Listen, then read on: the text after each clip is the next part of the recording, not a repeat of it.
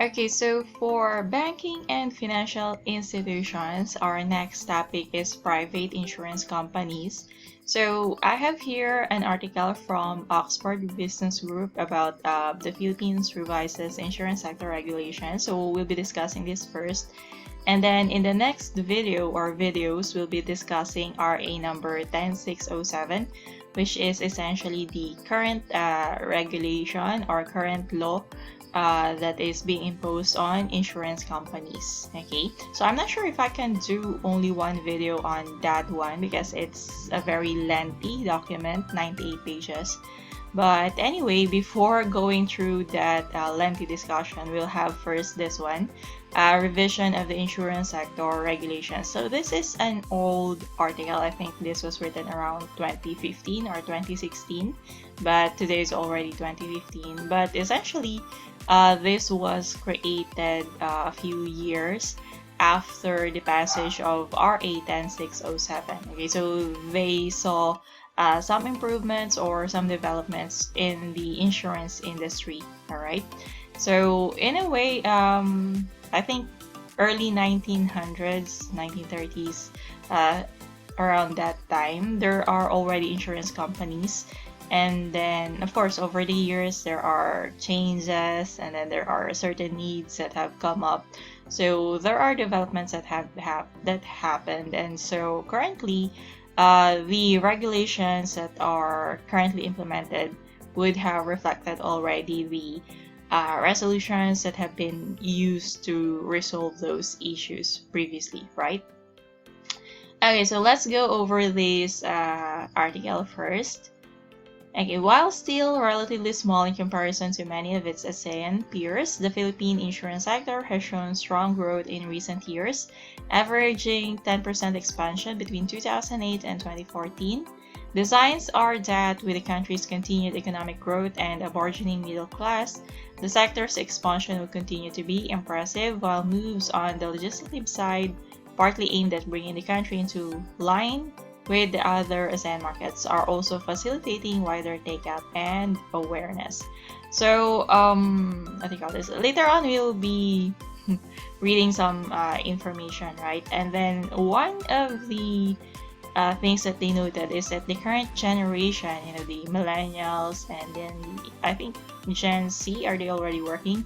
But essentially, the current working generation, especially the young adults, are what do we call this? They are more financially aware of their situations, and they are more, financially literate in such that they do understand the need to have financial independence or to achieve financial freedom, and so they do understand the importance of personal finance, savings, debt management, retirement fund, investments, and of course insurance, right?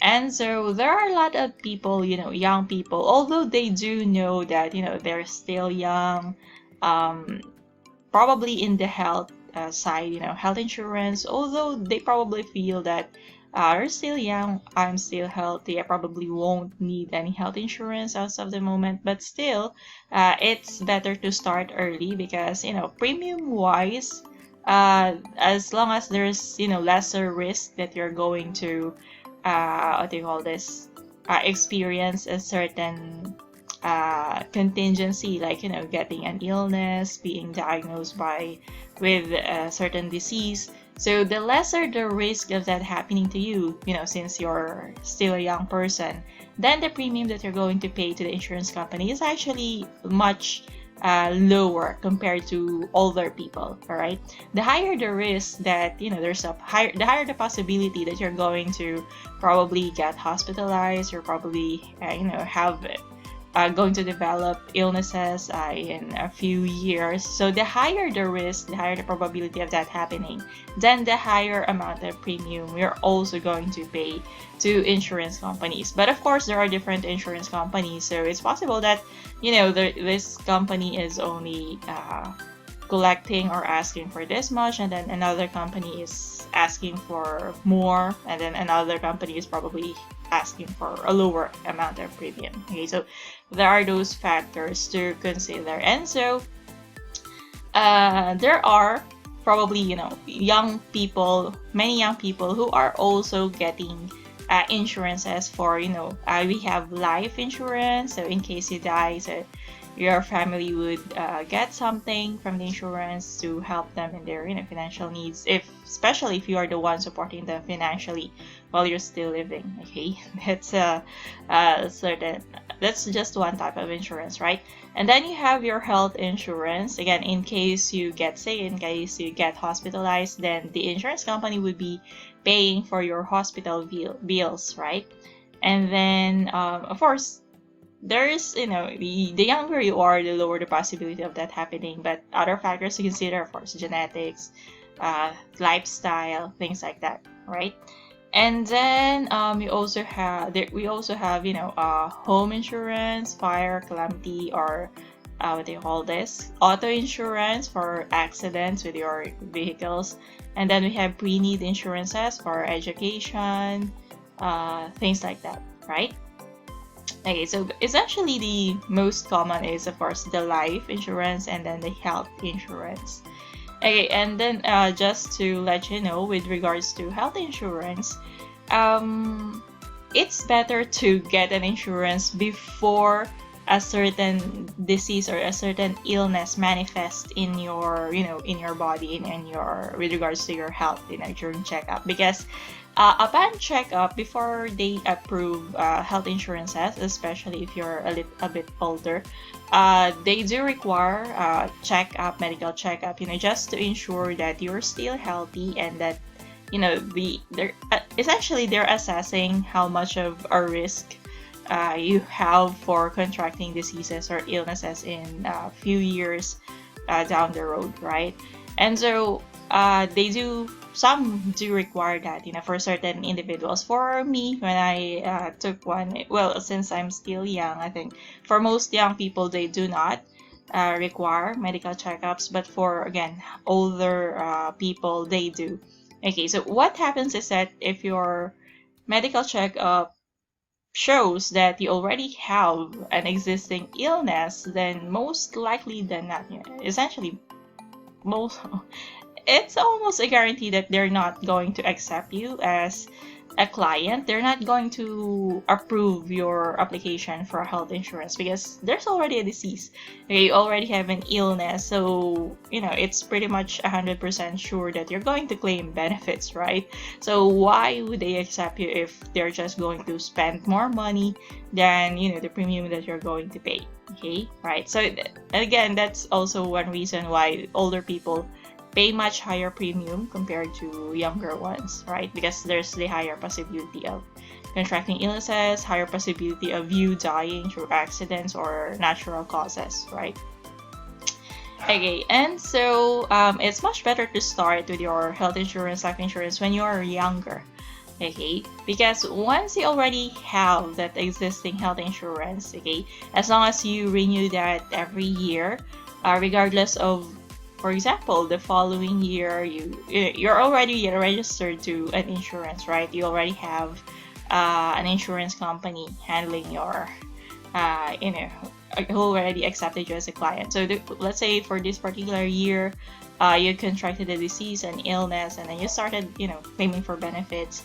And there's a possibility that they would, continue that the following year until, as long as you're being treated or getting treated in the hospital, right? Because you've already paid how many years with them, and in a way it's a show of not really loyalty, or there's something there, that as long as you're already an existing customer, they cannot decline or suddenly reject your renewal or the application. But if you're a new applicant for a health insurance and they suddenly find out that you already have an existing medical condition, so they can reject your application. So in that case, you have to shoulder your hospital bills, right? Your hospital fees. So that's going to be more costly, okay, compared to having an insurance, because having an insurance essentially, states that they would have to pay for either a portion of your hospital bills, if not all of it, right? So just a bit of a background with regards to life insurance and health insurance. Especially health insurance, very much important. Okay, so over the years, a lot of people have seen and have understood the importance of insurance, right? A lot of people refuse to get an insurance because, again, they're still young. I'm a very careful person, but of course, accidents do happen, and conditions that we are not aware of, it could be there. So, again, insurance is a protection against a certain risk or a possibility of a bad situation. Okay, so to protect you from that financially, in a way, for the insurance company to somehow cover the expenses that you're going to have when that particular situation occurs. So it's a good way. It's it's a protection. It's a financial protection, right? So over the years, a lot of people have helped the insurance industry to grow and to develop because more and more people are getting insurances. They have applied to insurance claims, right? And then let's continue on with this article. The year ahead also poses challenges, particularly in the non-life insurance sector, where smaller companies are likely to find new capital requirements onerous, with many predicting a wave of consolidation. Okay, so there are changes they are also being, as a financial institution and non-bank financial institution, so they are also being required. There are always financial requirements, right? Minimum required capital for them to be able to operate as an insurance company. So again, there was the revision on the law in 2013. So there were some changes, right? Yet this shakeup will likely leave the market stronger and more able to cope with future obstacles, because the changes did address certain concerns. Okay. Excuse me.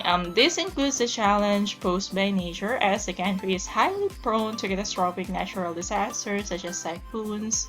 However, both 2014-2015 were relatively good years with few major events impacting the country, much to the benefit of insurers and the relief of inhabitants, right? But we had 2020, we have health situation, we have the pandemic, so probably a lot of health insurance companies, health insurance policies have been used to cover, especially the current situation. If you've been diagnosed or if you've been found out to have COVID-19, then you would need a lot of money for that. And health insurance companies, they did some adjusting because, before 2020, we do not know about this pandemic, we do not know about this virus, and so the coverage of health insurance companies do not include COVID-19, right? And so it took a while for them to include that, and then I think there are also other insurance companies that started offering it to their other customers who do not have health insurance. Okay. For myself, I only have life insurance. I do not have a health insurance, but the company did offer, was trying to offer me health insurance. But anyway, things like that, right? And then we're going to see, I'll probably do a research as well and link an article in the description of this video about the situation or how the industry coped with the pandemic in the last year, 2020, and how they're still continuing this 2021, right? Okay, so market structures. I'm so sorry about the dog. I'm not sure what his issue is. Okay. The main regulatory body is the Insurance Commission, which is under the Department of Finance, right? Department of Finance is, of course, a government agency. So Insurance Commission is essentially a government agency as well, headed by the Insurance Commissioner. So currently occupied, I'm not sure if it still is. The Insurance Commission supervises and regulates both life and non-life insurers, as well as mutual benefit associations, health maintenance organizations, pre-need lines, and charitable trusts. The IC also has a task of issuing licenses to agents, underwriters, brokers, actuaries, and adjusters to ensure that these people who are offering insurance policies, insurance products, do know what they're doing. Okay, so in a way, they are being regulated as well. They are being monitored, being licensed, right? So that they do know it's a sure thing that they are knowledgeable on the insurance and of course the services that they are offering. Okay, key to the sector is the Insurance and Surety Association of the Philippines. Oh, sorry. The Philippine Insurers and Reinsurers Association, which dates back to 1954 and was expanded in the 1990s via merger with Insurance and Surety Association of the Philippines. So the current organization existing is PIRA, Philippine Insurers and Reinsurers Association. It encompasses all the non-life insurance firms in the country and represents their collective interests to the IC and other market stakeholders, right? Okay, the legal framework for the IC and for the sector is provided by the Insurance Code. Currently, it's this one, RA number 10607.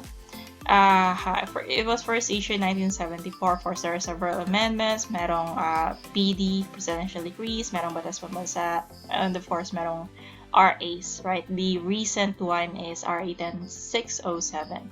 This has had a major impact on the sector for several reasons. First, it includes the legal recognition of bank assurance, so allowing banks to cross-sell products over the counter. Okay, so previously, again, banks are banks. They do offer a wide range of services, but before they are not allowed to offer insurance and investing activities, right?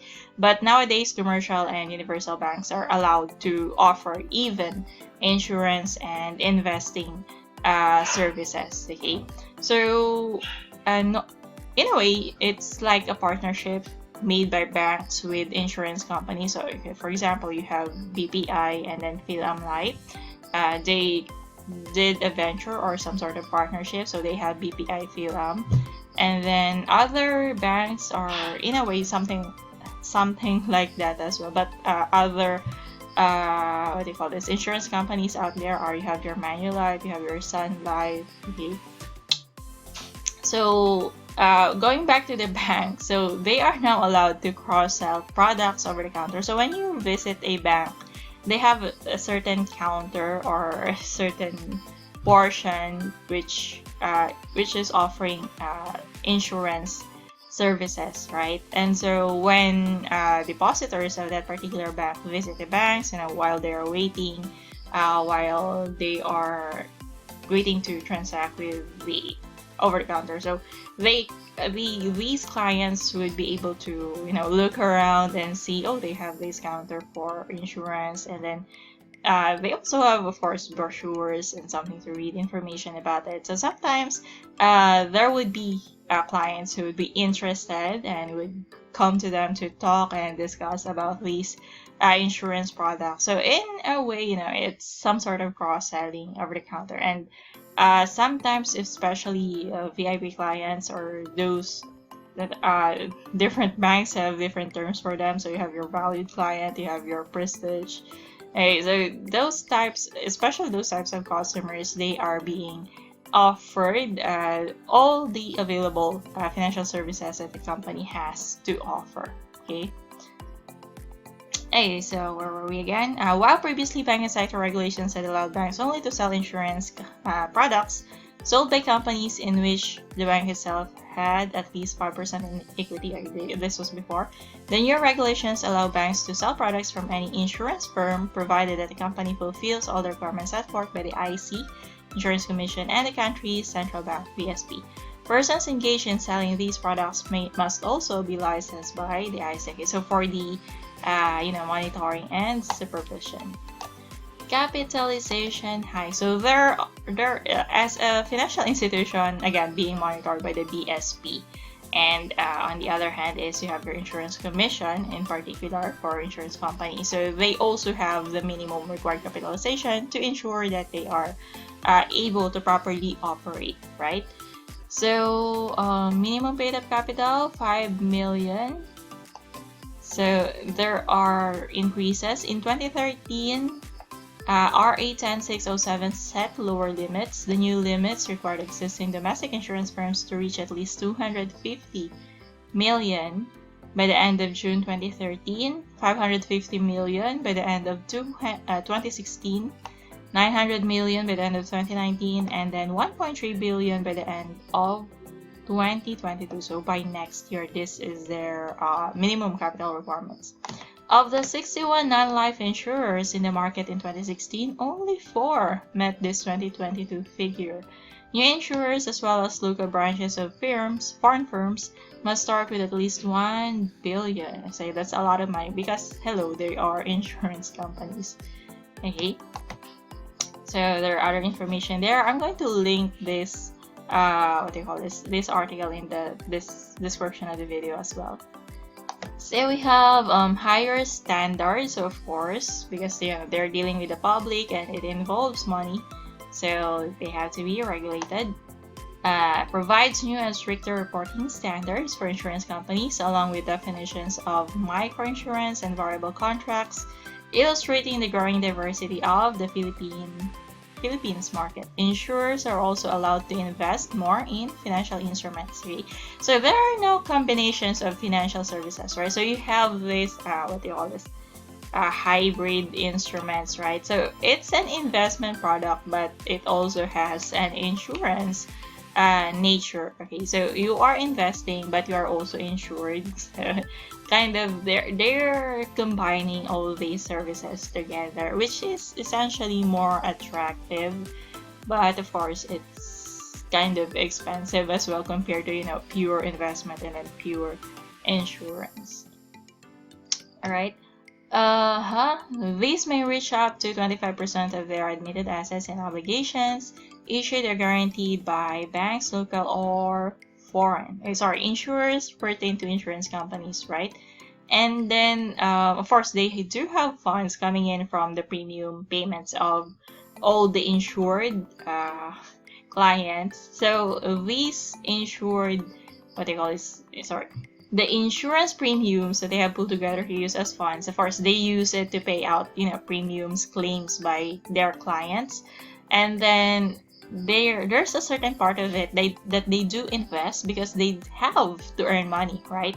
So aside from earning money from the premiums, they still have to earn money as well from the excess funds, the unused funds, so that they would get more income from that. Okay, because essentially contingencies, insurance, they're dealing with uncertainties. Given the situation in 2020, they would probably have made use of all the earnings that their companies have made through their investments in the prior years, right? So they are allowed to invest in financial instruments as well, right, for their unused or a certain portion of their funds. Okay, modifications were also made in the methods of reserve valuation, the insurance commissioner's term of office. Okay, these are about the management, right?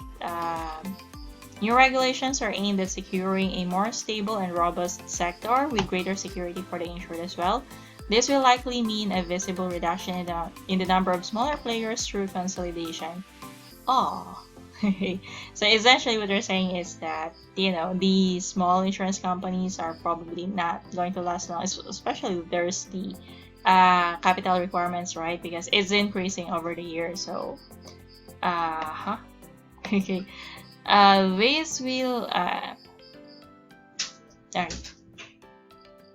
there are around 70 non-life companies at the moment. And then with these new capital requirements, the number might fall by half. So this is back in 2016, alright. To set up a foreign insurer must, in addition to meeting the capital requirements, also leave a statutory deposit of 1 billion with the Insurance Commission, appoint a general agent who is a resident of the Philippines, possess additional funds of at least 100 million before being licensed to open a branch office. A code of ethics and bill of rights for customers is also in the works. So we'll see if there's currently one, because again, this is 2016, it's already 2021. Alright, so we have the market numbers here. Quarter of 2015. Essentially, they're just showing us the numbers. The growth from 2014 to 2015, given the new regulations being imposed to insurance companies. Okay, so they have these figures: 172 billion. How is this? Combined premium revenues, non-life and life segments of the insurance industry.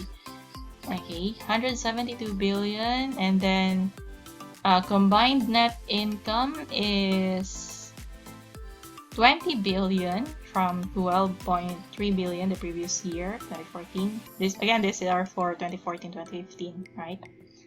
Okay, and then total investments stood at 952 billion. That's a lot of money from 799 the previous year. Okay, the industry saw growth of 10.1%. Okay, from 2014 to 2015 again. Okay, so there are other figures here. If you're interested, you can read them on your own sweet time. So on the rise, I think this is the conclusion. Oh, not yet. Okay, so there is also plenty of room for growth, especially from the younger generation. The millennial market in the Philippines is huge due to the country's demographics. They are more financially responsible and aware than previous generations. However, barriers still exist to successfully resonating with millennials, ranging from affordability to lack of trust. Okay, so those are the two things that they need to work on. Okay, and then other figures again. Penetration rate is steadily increasing but still low. Overall penetration rate stood at 1.09. Okay, this would bring in line with the existing ASEAN averages. The sector consisted of some 101 firms in 2013, 70 in the non-life, and then 26 in life, 4 composite companies, and 1 reinsurer. Okay, so in 2015, Philippine Life Insurance Association, which represents all life insurers in the country, had 30 members. Okay, suggesting a growing life segment. So from 26 to 30, right? And then we have this, the sole reinsurer, National Reinsurance Corporation of the Philippines, FINARE. Okay, essentially, this is the insurance company of all the insurance companies. Okay, so you have the people, the individuals, and of course, businesses also get insurance, for the buildings, fire, calamity. Okay, accident. So both individuals and companies do apply for insurance products, right? And then these insurance companies, they also take out the insurance from the National Reinsurance Corporation of the Philippines. So it's the sole reinsurer in the Philippines, and they are also listed in the Philippine Stock Exchange. Okay. Their portfolio in 2014 consisted of fire insurance, 50%, that's a lot. 23% life, 21% casualty and others, 6% marine and aviation, so cruise ships, and airplanes. And then you have 2% overseas business, so probably international ones. Several other firms also possess reinsurance licenses, such as Lockton Philippines Insurance, Jardine Lloyd Thompson. Again, not interested in these.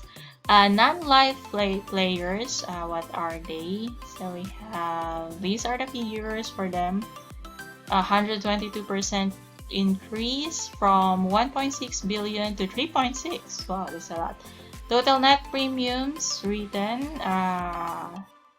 from 23.6 billion to 26.9 billion. Total investments from 60.8 billion to 65.5 billion. Total assets from 167.9 billion.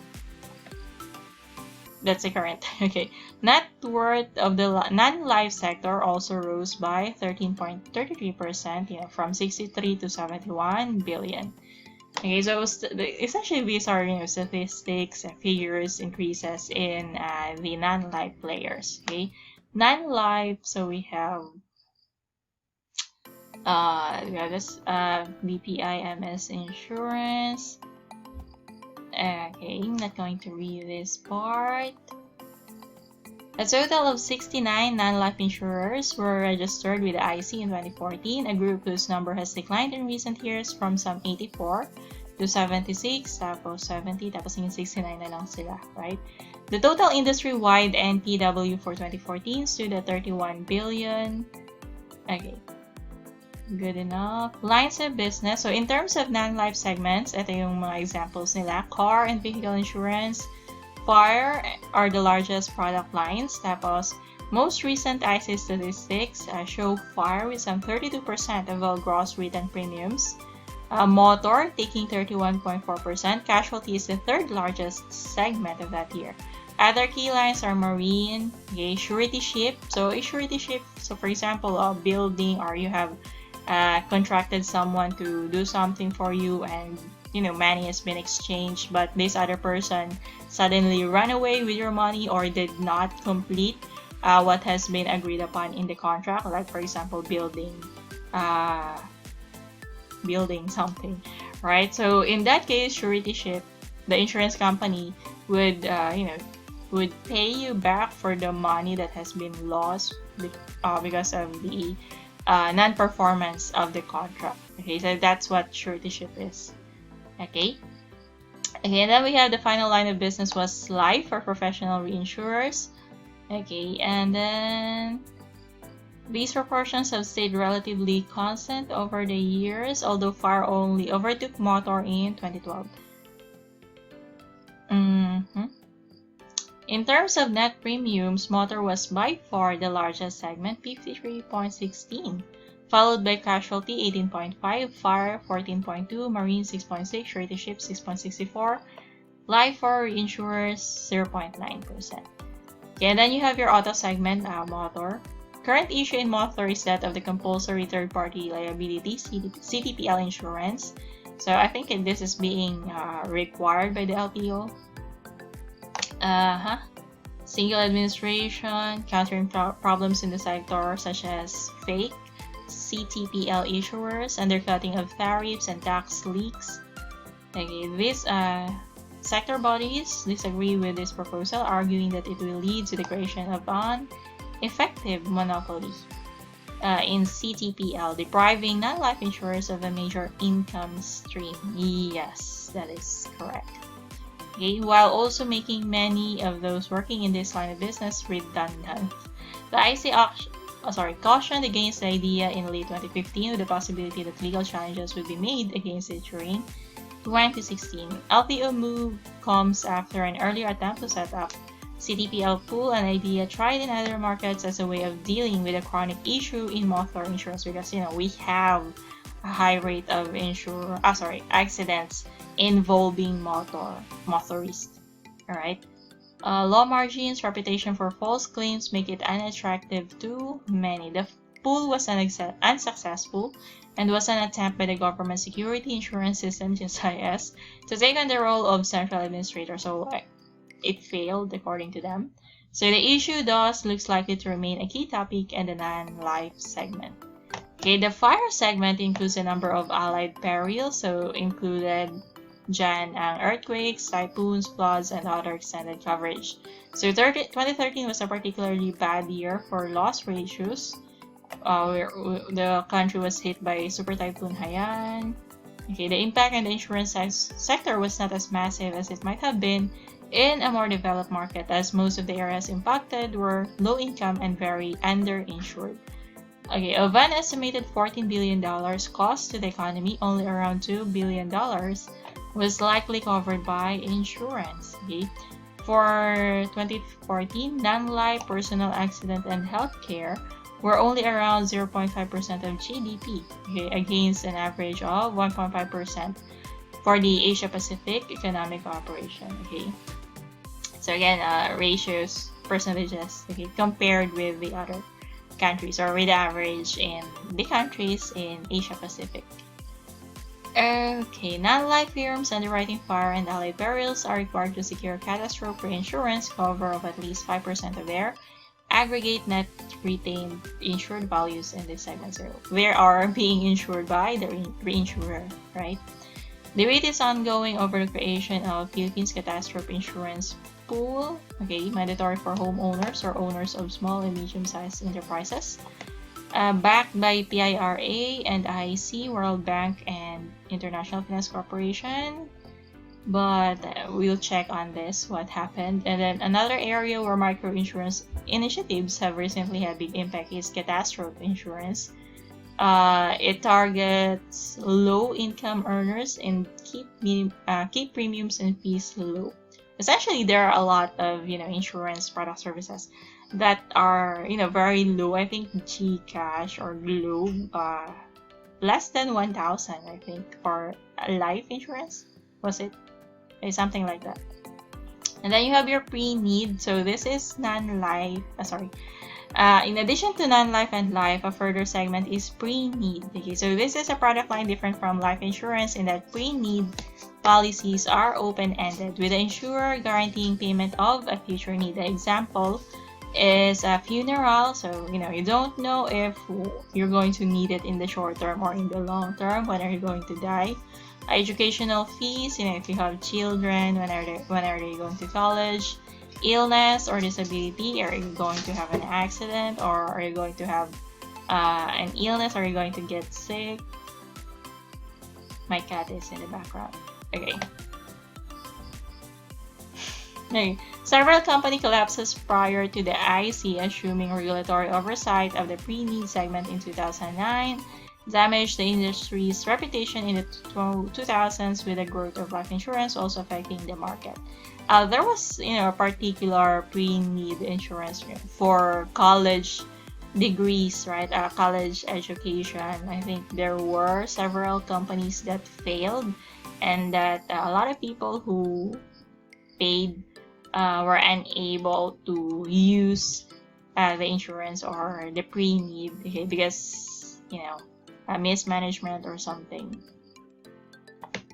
Okay, maximum sum of guaranteed benefits cannot be more than a case. So essentially, again, another thing, it's because of that particular happening back in the day. I think I was still in elementary when that news broke out, and in a way it did affect the whole industry in such that many people are now reluctant to trust these companies, because this particular type of insurance was a failure. They were unable to provide what they promised, and the kids of the people who gave them money, who paid the premium, are already going to college, and yet they are unable to pay for anything. Okay, the cat is...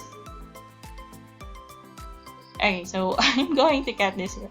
So essentially what happened back then is that because of that, a lot of people lost their trust in the insurance industry or in the insurance sector. Alright, so it took a while before the public trusted in insurance companies again, and of course there's this new regulation for insurance companies. They're being regulated more strictly, and so in a way it probably helped to encourage more people to avail insurances. And of course the current newly working group, the millennials, most of them probably haven't been affected by that controversy back then, but probably their parents were the ones who were victimized back then, or who lost their money or their expectation that the college education of their children would be